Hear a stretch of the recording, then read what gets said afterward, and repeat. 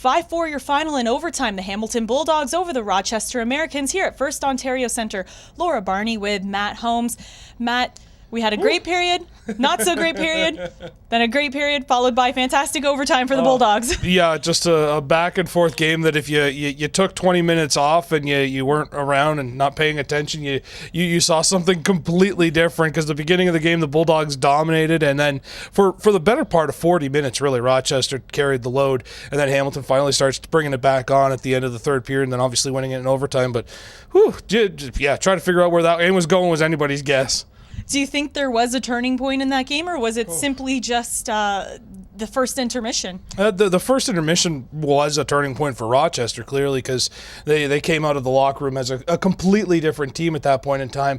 As for later in the game, I actually think there was a couple of saves from Mike Condon late in that third period where he was completely beat and was out of the play, and defensively there was nobody there to help him, yet he somehow made a couple of just ridiculous saves where you're like, wow, okay, that's going to be setting you up for what could go the right way.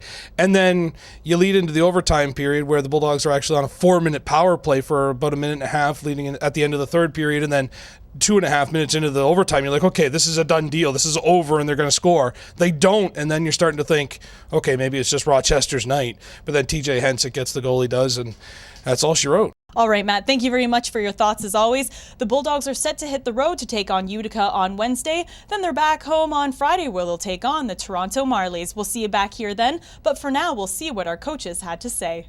Obviously, you want to get 2 points. That's what we did. I wish we didn't give them a point, but you got to give them credit. You know, they played well in the second period, which we didn't, and we took too many penalties against a power play that's pretty lethal.